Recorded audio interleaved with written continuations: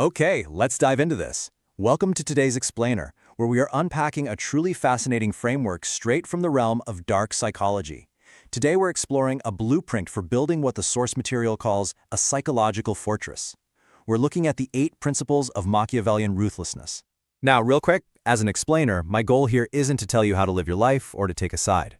We're just here to break down these concepts so we can clearly understand the strategy and the mindset behind them. It's all about understanding how these power dynamics are theorized to work in our modern world. The world will break you unless you become ruthless. Wow. Okay, when you hear a statement like that, it sounds incredibly intense, right? But the source makes a very specific distinction here that we absolutely need to grasp right out of the gate. Ruthlessness, at least in this Machiavellian context, does not mean being unnecessarily cruel or malicious, not at all. Instead, it's defined purely as strategic self-preservation. It is the absolute, uncompromising protection of your own energy, your goals, and your boundaries against a world that is constantly trying to extract those things from you. So that brings us to phase 1, severing the deadweight. Basically, before you can build up your walls, you have to clear the ground. And that brings us directly to principle 1. Stop giving yourself to the ungrateful. The argument here is that continuously pouring your time, your empathy, and your resources into people who just do not appreciate or reciprocate is one of the fastest ways to drain your personal power. It's literally an energetic leak in your foundation.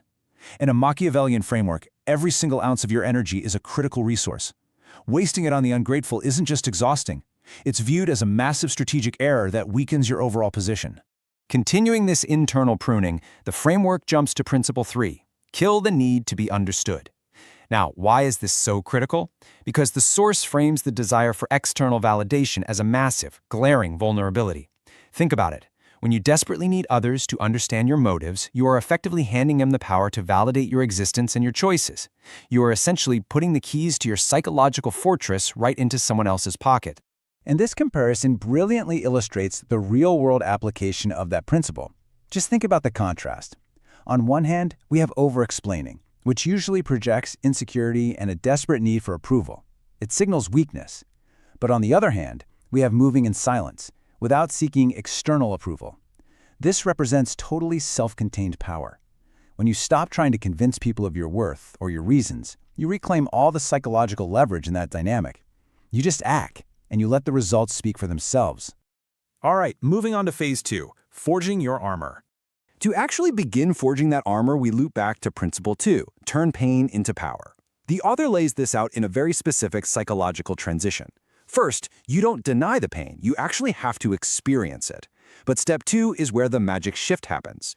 You process the emotion objectively, you kind of step outside of it. And finally, step 3, you weaponize it into ambition.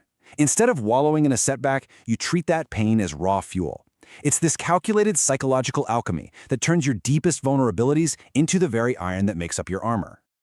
So with that raw fuel secured, we can start building the walls. Enter principle 5, boundaries. Now, we hear the word boundaries all the time in modern self-help, right? Usually it's framed around self-care, but look at this definition through the dark psychology lens of our source material. Boundaries here are not polite requests. They are strategic armor. They are an impenetrable shield used to block manipulation and, most importantly, to dictate the terms of engagement. You are setting the rules of the battlefield before the battle even begins. And then there is principle 6, silence. Honestly, silence is perhaps the most imposing force in this entire framework. It is a highly calculated tool. You know how people naturally abhor a vacuum? Well, when you are silent, others will constantly rush to fill the space, often over-explaining and revealing their own insecurities and motives in the process. By mastering silence, you create this aura of mystery, you provoke a subtle unease in your opponents, and you flawlessly conceal your true intentions. It's the ultimate defensive armor because, well, there is literally nothing for an adversary to attack.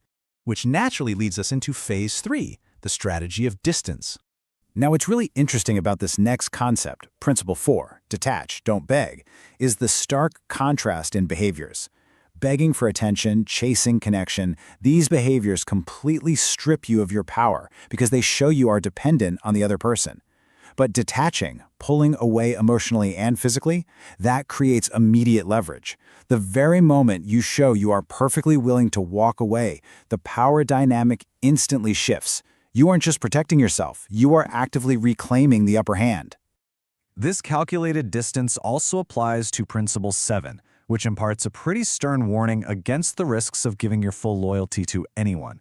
As the framework outlines, the source argues that blind loyalty creates massive psychological blind spots. It practically invites exploitation because people start taking your support for granted. It drastically reduces your leverage, and honestly, worst of all, in a Machiavellian sense, it makes you entirely predictable. So to avoid manipulation, the framework suggests you must always keep your options open and never pledge your absolute self to any external entity.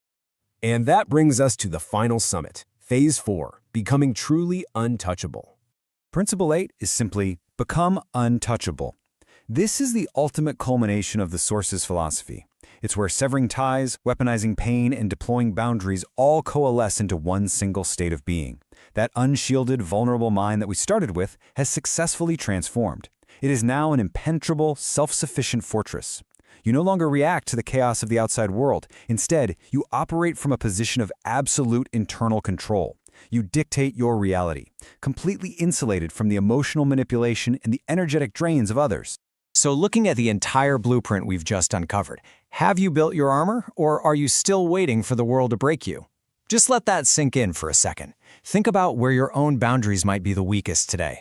Keep learning, keep analyzing, and we'll see you in the next explainer.